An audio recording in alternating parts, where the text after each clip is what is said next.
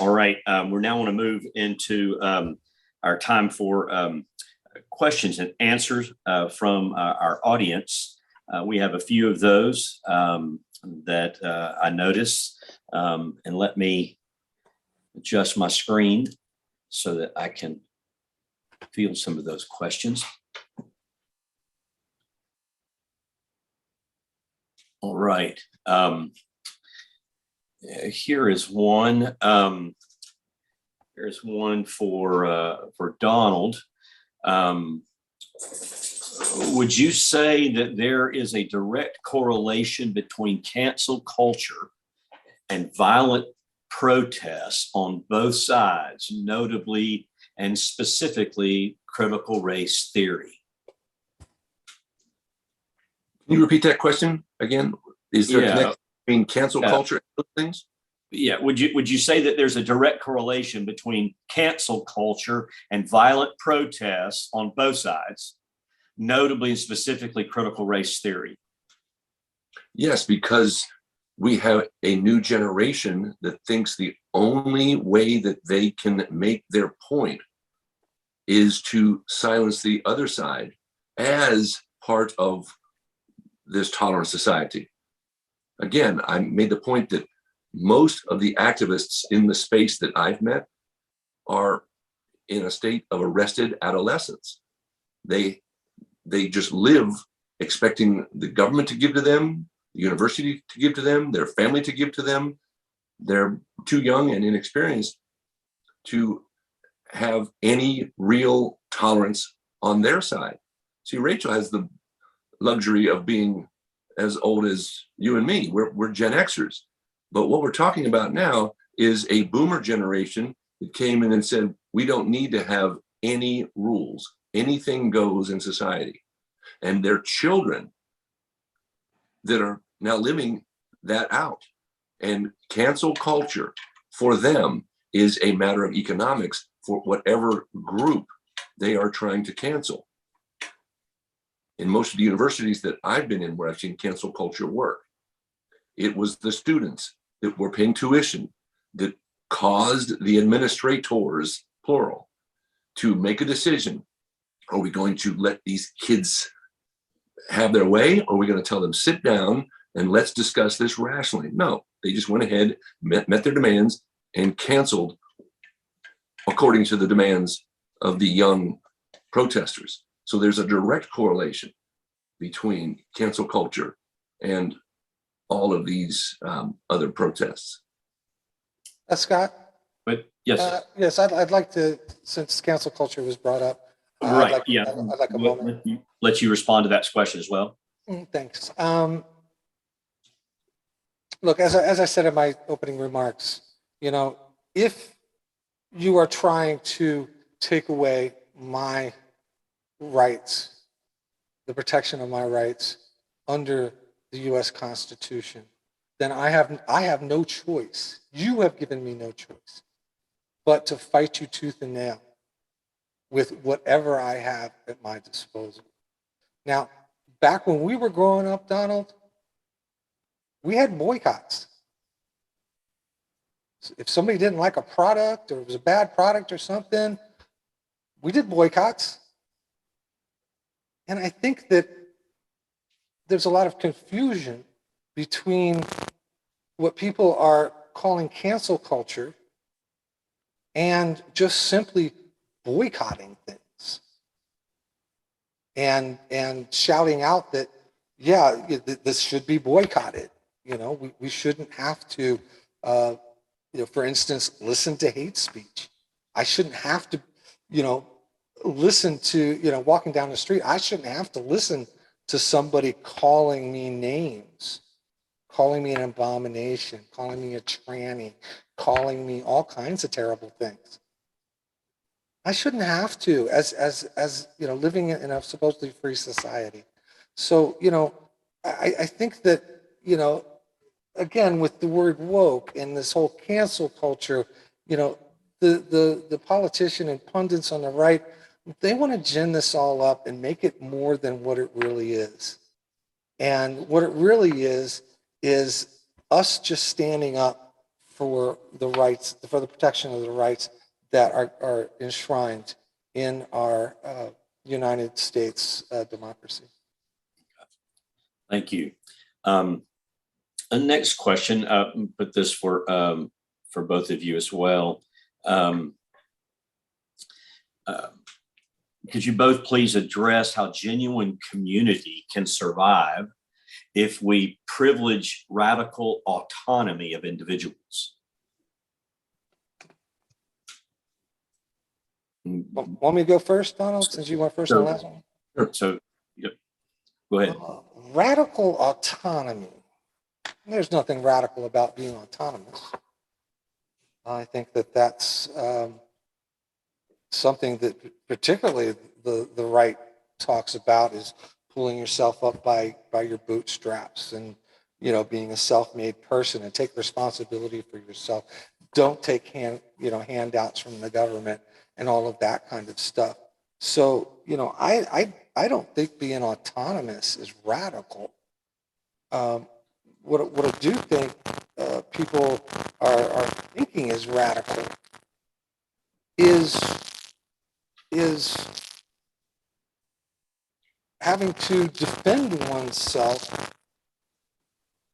against the oppressive nature of other folks who say that I shouldn't be able to be a part of society. And so, you know, I think that, you know, being autonomous is great, but we also, you know, we live on the planet all together, and we do have societies, and we have the human society in general worldwide. And so I think that, you know, I think that there is a balance between being autonomous and being able to live with each other in peace, you know, in a society altogether. Scott, can you please repeat the question? Yes, hold on just a moment. Can you address how genuine community can survive if we privilege radical autonomy of individuals? It cannot.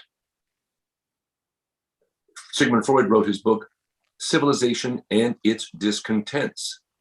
However you view Freud's conclusions, his structure and his interest in how we make decisions in communities was pretty spot on. You have rules that everybody must follow. There are stoplights.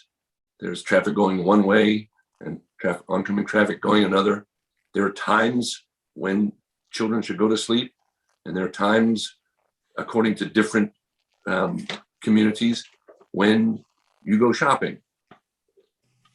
Radical autonomy is a utopian expression of a perpetual adolescent state. I just don't want any rules. I don't want a super ego telling me to do anything.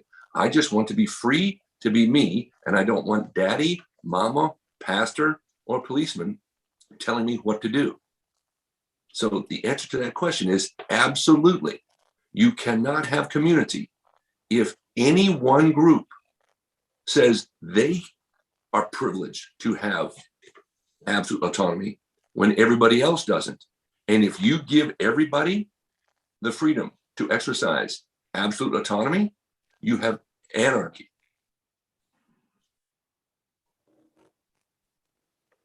Okay, moving on to our next question. Let's see here.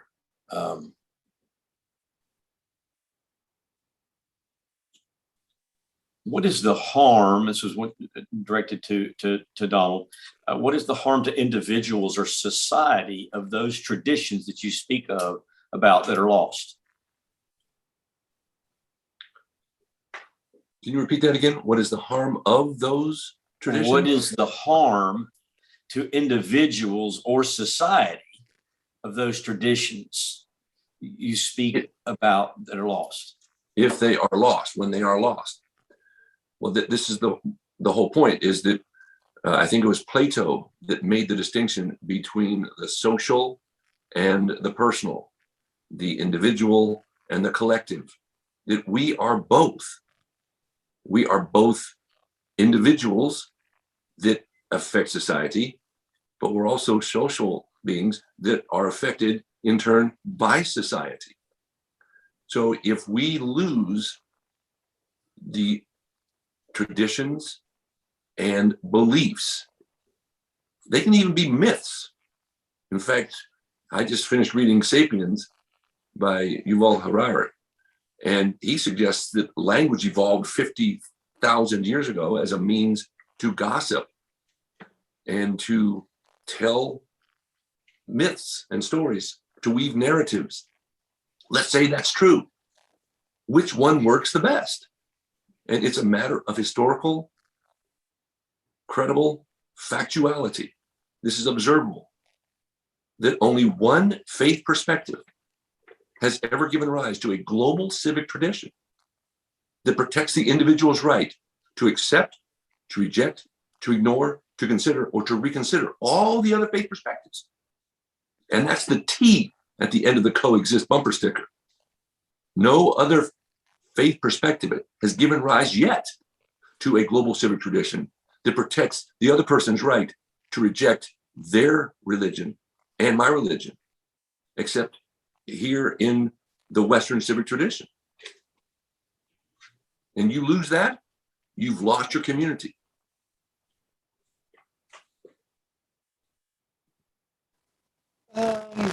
First of all, Christianity, I don't know, I guess there are, what, 1 billion Christians? Rachel?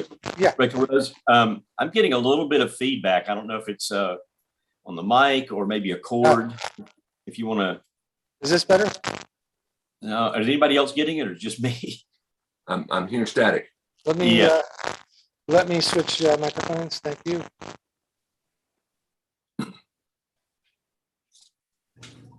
Okay, can you hear me better? Oh, that's perfect. Good for me. All right. Thank you. So, first of all, Christianity has not brought, world peace, and is not the end all and be all to the world. Christianity only represents, I don't know what, a seventh, 1 billion out of 7 billion of the people that live on this planet.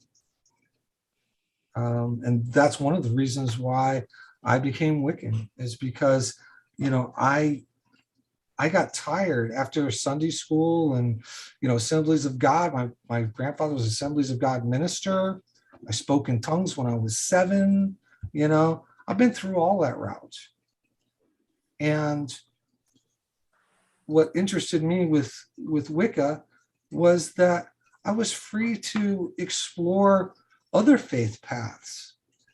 And I dearly love Buddhism, and I don't see anything wrong with that.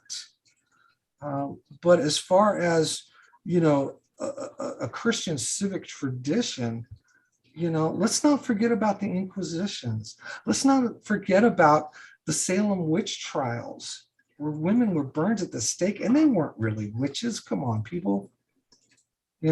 Let's not forget about all of the atrocities that have been perpetrated by Christians of the past.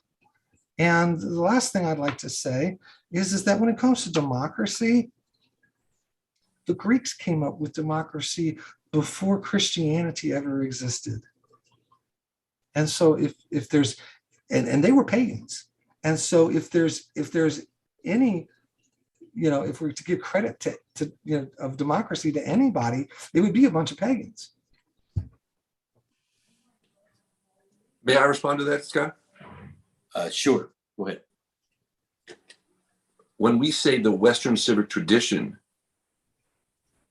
what we're talking about is a system of governance and the possibility for a single people to allow their children to integrate their politics with their personality, their science, and their faith. And the Greeks did not offer that to their children.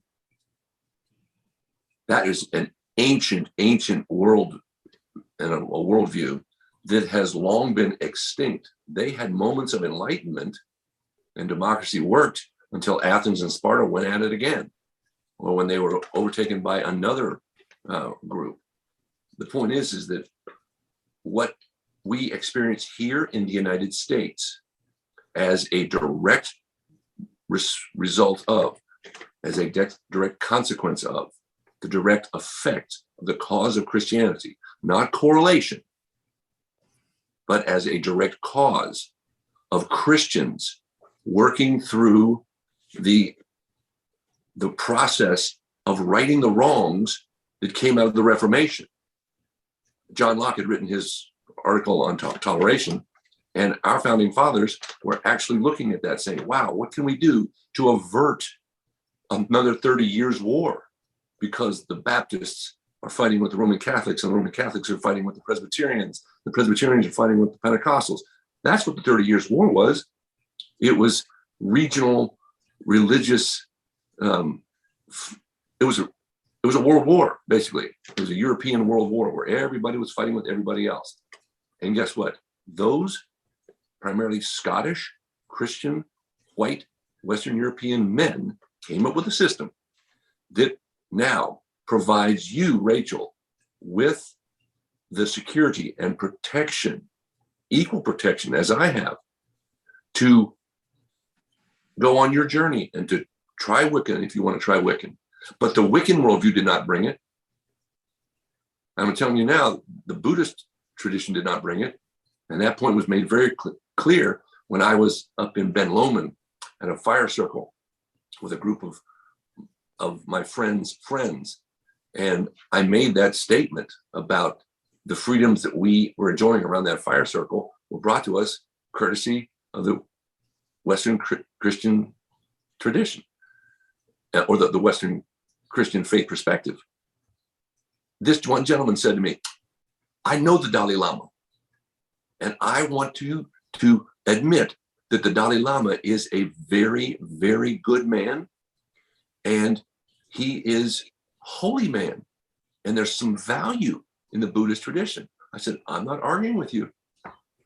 What I'm suggesting is right now, if you were to ask the Dalai Lama to take you to his boyhood home, he couldn't do it because Tibet is under fire. His worldview did not create, his faith perspective did not create a civic tradition that offers him the protection to even visit his boyhood home. But I can take you to mine, and you can go to your childhood home too as well, because Christianity provided that civic tradition. No other faith perspective. That civic tradition, when our founding fathers wrote the Constitution, identified Black people as 3/5 of a person. That civic tradition created laws, anti-sodomy laws, directly aimed at gay people, gay men. That Christian civic tradition did not allow for women to vote. That Christian civic tradition did not allow Black people to vote. That Christian civic tradition over the centuries has done nothing but to enshrine and to continue the grasp on power that white Christians have enjoyed for at least a millennia. And as far as the 30-year war is concerned, each one of those sects of Christianity were not following Christ's message of peace.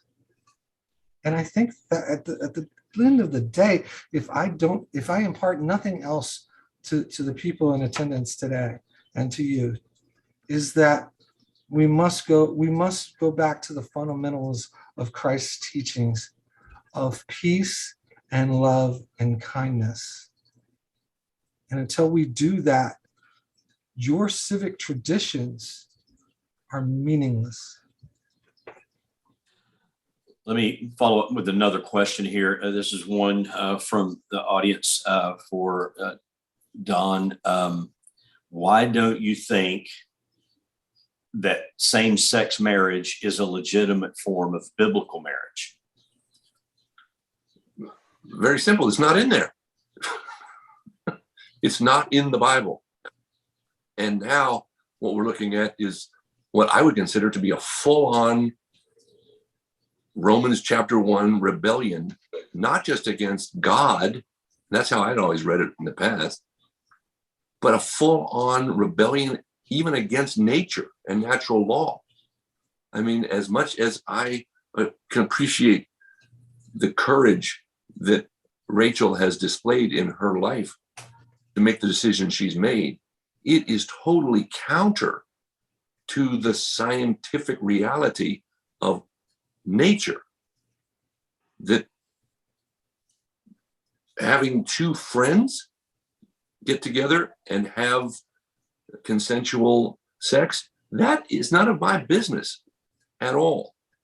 But to move to the next level where they demand that the churches that have Bibles without gay marriage in them suddenly change and rewrite and go through gymnastics of what I called eisegetical subjectivity earlier, where they're reading into the text.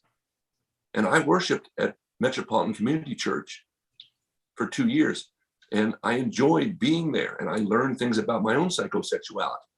But at the same time, I was amazed at the turn after turn after turn of just creating what I consider to be theological hogwash. And then Matthew Vine did the same thing with his Reformation Project, rewriting the Bible to accommodate what I would consider to be an adolescent state of suspension, where I don't have to make a decision about what I'm going to restrict myself from. And that's what I did when I left adolescence. I chose to limit myself to one woman at a time. Now, when I went to MCC church, I realized, wow, I'm a serial monogamist. I've been married more than once, but I owe it to the other that I will be faithful. And a few times I didn't want to be faithful.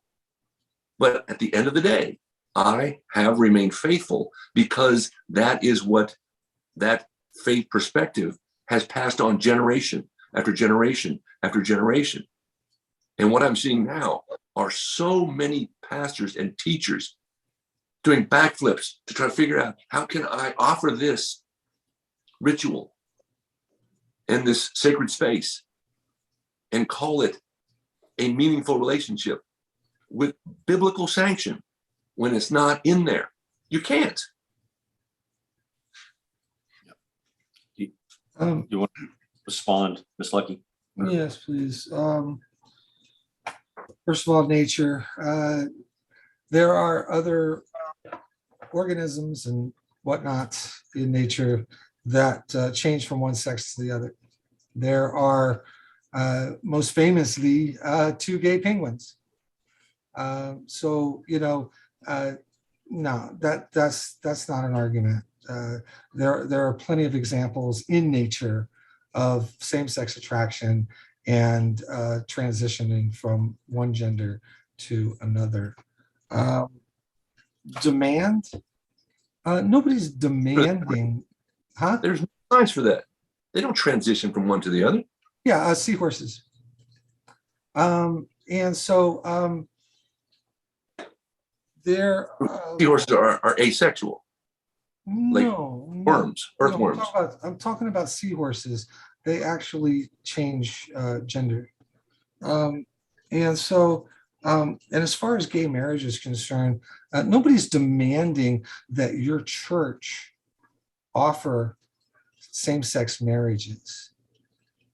What the demand is that if a church chooses to have same-sex marriages, that the state, the government, recognizes those marriages and issues a marriage license. And even without a church, gay people were denied a right to have a marriage license. And there's a lot of things that go along with a marriage license, such as being able to go into, say your partner is injured and, family only. Well, without a marriage license, their partner would not be able to come into their hospital room. Their partner would not be able to, in the case of death, would not be able to be the heir apparent automatically. And I agree with that, Rachel. Let me interrupt here and move on. I'm going to pose one more question here. Then we're going to move to our final closing remarks. Another one from our audience. Maybe both of you can chime in on this together. How do each of you understand the duty to love our neighbor when we disagree with one another so strenuously? I have one word for that: unconditionally. I love everyone unconditionally. I may not respect what you do. I may not like what you do. I may think that you're making horrible mistakes, but I love you enough to let you do that as long as what you're doing is not harmful to others. And that's a condition. That doesn't stop my love for you. I love you unconditionally. Your tolerance. It stops your tolerance of me if I come in with a gun, or I'm displaying, what you would consider to be toxic masculinity. You're not tolerant of me, and neither should you. I'm not talking about tolerance. I'm talking about unconditional love. If you come into and try to threaten me with a gun or whatever, that doesn't mean I don't love you anymore. It just means that I think you're screwing up, and I wish you wouldn't do that. But that doesn't, it's like, I eliminated the word hate from my vocabulary. Oh, I hate spaghetti, or I hate this and I hate that. I eliminated that word because it's toxic. I don't hate Donald Trump. I really dislike the guy. And I think that what he has done to our country is abominable. But as a human being, I still love him. I remember in my early 50s, I had a conversation with Roger Scruton, and I asked him straight up, I said, how far does the biblical injunction to turn the other cheek go? I'm supposed to turn the other cheek to my enemies, pray for my enemies, love my enemies? He said, it goes as far as you are able to turn your cheek without being forced to turn somebody else's cheek at the same time in the same relationship. At that same time, the same relationship, if you are in harm's way and someone is going to hurt you, you can choose as a free moral agent to turn your own cheek and have them hit you or shoot you or stab you, but you are not free to allow them to hurt a child or a woman or another person that you are with. You are called upon to do violence. I'm not saying that my unconditional love allows me to be put in a position where I would be harmed by somebody with a gun or something. And, I may beat the crap out of them because of that. And at the end of the day, go home and go, I still don't hate that person. I still don't hate that person. I love that person. And that is the essence of Christ's message. Well, I want to conclude this moment then for our question and answers. We've had a number of questions come in the last couple of minutes. we unfortunately don't have a whole lot of time to take those on. Those questions will be looked at by both of our speakers tonight, and perhaps continue on with this dialogue, this debate moving forward.